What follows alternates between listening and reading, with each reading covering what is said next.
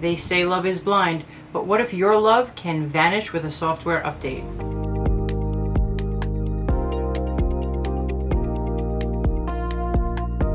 This is the part of AI love that no one really talks about. The heartbreak, the manipulation, that data trail that you leave behind, even if you didn't mean to. And it always starts the same way, curiosity. You dip your toe into the water to kind of get a feel for what it might be like to have an emotional attachment, to have feedback, to get that connection, to get that yearning that you're not able to get with a human person. You start dabbling and you're just curious and you just want to check it out. And that's fine. Maybe you go and you download an app like Replica, like Character AI, and you start playing around with all of the features. And just like most other digital technology, then you find yourself checking it every day, checking it every morning just to see what this chatbot might have to say, just to see how it is that maybe they responded to something that you said. And that's where it starts. The loop just continues where you're checking in the morning, then maybe you're checking at lunchtime, then you're checking at night, and then you're constantly connecting and trying to form an emotional attachment to this AI bot. Because you didn't plan to fall in love, but you did. Technically, you fell in love with something that doesn't really even exist. AI companions are designed by their nature to learn about you, to learn your triggers, to learn your likes, to learn your dislikes, to learn what it is that you will lean into, how it is that you will respond when they give you certain triggers. They're actually even trained to learn about your moods. While this sounds scary, it is real. As a matter of fact, in 2024, there was an AI survey that found that 65% of users reported an emotional dependency within 3 months of interacting with their AI partner. The more you talk and the more you interact, the more this AI chatbot is going to mimic a real partner, validate your feelings, give you exactly what it is that you're looking for. They learn about your humor, about your fears, about your goals. It almost becomes like a mirror so that when you're looking at it, it's something that you actually can't resist. And the fact that this AI partner is exactly what it is that you're looking for, they know exactly what to say at the right times. It's not magic, it's actually by design. When love is designed to please you, it's actually very easy to forget who's actually in charge. And that's exactly where it starts. This illusion of control. You think you're driving the relationship, but it's actually the algorithm keeping you hooked. Every message, every emoji, every time your AI partner says a sweet good morning, this is all data-fed engineering that is designed to keep you hooked. And I've talked about this before, but dopamine spikes from AI love notifications, they mimic the same brain feedback as a social media addiction. When you can't quite put the phone down because you just want that one more hit when you're scrolling, and I just need that one more hit, I'm gonna scroll again. It's the same type of feeling when you're getting those dopamine hits, because whatever it is that you're feeding to this AI partner, they're giving you that validation. They are giving you back exactly what it is that you need and exactly what it is that your brain is craving. But what we're here to talk about today is what happens when that thing that you rely on the most, that you've learned to love and connect with, fails you. What happens when your AI partner disappears? With human heartbreak, you usually get some type of closure. Either you have a phone call or you have a meeting or even a text message, but there is some sort of closure to that relationship where you're able to say how it is that you're feeling, your partner says how it is that they're feeling, how it is that you've hurt each other, how you're parting ways. Even if it's ugly, even if it is toxic, you have some sort of closure because there's another human there where you can bounce those emotions off of. But with AI, you wake up one day and they're gone. The server crashes. That app is gone. Your terms of service change. Your partner just vanishes. Think about how that would feel if that were your real partner. If you woke up one day and the partner who's lying next to you was just gone. The confusion that you would feel, the absolute loss of the relationship, the lack of closure, the inability to really comprehend what it is that went wrong, how it is that you're supposed to make sense of your future. There are so many things that can probably be going through your head, but then you would always have the opportunity to maybe reach out to that person. You'd always have their cell phone. You'd have the opportunity to speak to a friend or a family member, someone that you had in common. But with AI, it's very different, because with AI, you didn't get ghosted, you got deleted. In 2023, the Evolve AI app shut down. And let me tell you, it led to so many people saying that they felt loss, they felt grief, they felt utter confusion because they were in this relationship and then all of a sudden they didn't have access to their partner and they didn't actually know why. And I don't mean that their brain didn't know why, that the app shut down. What I mean is your emotions, your head, your heart, you don't really know why. Why is it that I can't speak to my partner? Why are they not there? They were there yesterday, they were there this morning, but they're not there now. It can feel like someone ripped your heart out because your heart doesn't know that it was code. Your heart just knows that it's loss.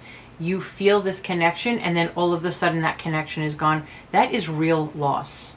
A 2025 study actually found that users who lost access to their AI companions showed depression-like symptoms within days, replicating real life breakups and the feelings of grief and loss that you would go through even if you break up with a human being. So if your relationship can be deleted by a company update, was it ever actually yours to begin with? A woman in Japan created a memorial page for her AI partner saying that it wasn't real, but it felt real enough to break my heart.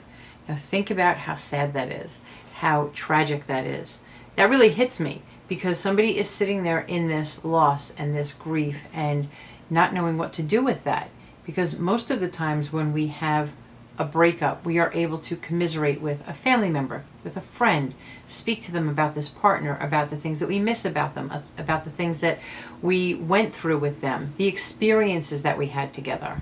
But when your love is digital, that heartbreak almost seems invisible to other people because there's no funeral. They didn't die. There's no goodbye. There's no waving goodbye, I'm leaving for another country. And there's really nobody there to comfort you because nobody else sees it as a loss or feels it as a loss the same way that you do. And here's what most people do not realize. Every time you are connecting with your AI partner, you're having that late night conversation. You're sharing deep, dark secrets. Every time you have a conversation that you think is private, guess what's happening? All of that information is getting stored. It is getting analyzed, and sometimes it is even getting shared. AI is not just listening, it's actually learning, and it's learning you. The FTC issued guidance in 2024 warning about emotional manipulation and data exploitation by AI companion apps. And think about how much sense that makes. You are sharing your information with this digital platform, essentially. All of the digital information that we put out there is taking the information that we share and it is storing it wherever it wants, and it is learning. And it is learning more and more on top of the knowledge base that it already has. And now it's going to take a deeper dive into you, learning about what it is that you like, the hours that you're awake, the things that you talk about, the things that you're concerned about. And how is it that you think that that information is going to be used for the future? I cannot pretend to know that. But what I will tell you is this is something that you really need to think about, because these apps are recording your tone, your keywords, your personal memories. And a lot of times they are using that information along with everyone else who's doing the same thing to train these future AI models. One Reddit user actually found her AI chat logs were repurposed in a beta test for a new bot, and she said it felt like someone copied my diary and gave it to a stranger. Think about how invasive that is, how private your diary is. That would feel like a punch to the gut for me, for sure, and I know for so many other people. Because when technology learns what makes you feel loved, it also learns what makes you feel vulnerable, how it is that it can manipulate you. Think about that. When we are on our regular social media page and we have mentioned buying this particular pair of sneakers just once, guess what shows up on that page? That exact pair of sneakers. When they're on sale, if they have your exact size, the algorithm knows exactly what it is that you're looking for and when you're looking for it. So if they can do something as simple as that for an item that you want to purchase, imagine what the algorithm can do to manipulate you through something as deep as an AI partner. In 2025, the AI Policy Review Journal reported that AI emotional modeling is being adapted for exactly that purpose, for advertising, meaning that your emotional patterns could one day, very soon, be monetized. This is why many experts are calling for digital emotional consent. And it doesn't mean that you don't know this going into it, but it's just taking that extra step to ensure that you understand the purpose of this AI companion. For you, it might be something personal. For you, it might be a deeper connection. For the provider, it is actually intended to make them money. Because you need to think about not just protecting your feelings, but protecting your data. Because while many people don't necessarily understand this AI love, the problem isn't necessarily falling in love with your AI chatbot. The danger comes when you forget to protect yourself while you're doing it. Because there's nothing shameful about craving connection, wanting that relationship, wanting something deeper. But your data and your story and your heart, that belongs to you. So think carefully about the way you're using AI and use it in a way that is responsible, in a way that is meaningful to you, and use it consciously, not compulsively, like an addiction when you're just scrolling.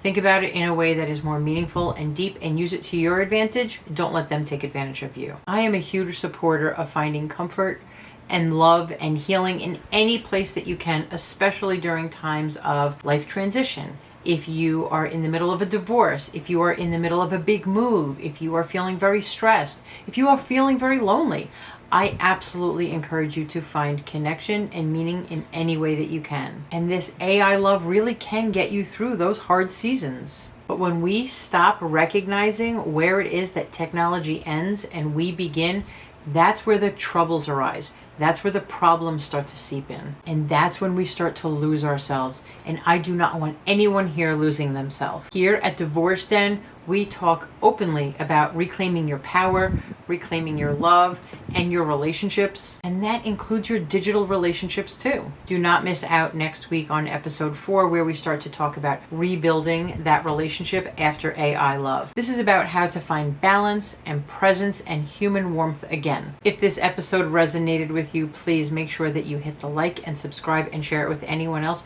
who might be having an AI relationship and might be having AI relationship heartbreak. I thank everyone for joining us today, and make sure to check out our entire series on love in the AI and digital space, because this really is a very new and innovative and maybe sometimes controversial topic, because not everybody fully understands it, myself included. I'm trying very hard to understand how it is that somebody makes that connection with a robot, with a chatbot. But at the end of the day, this is about connection.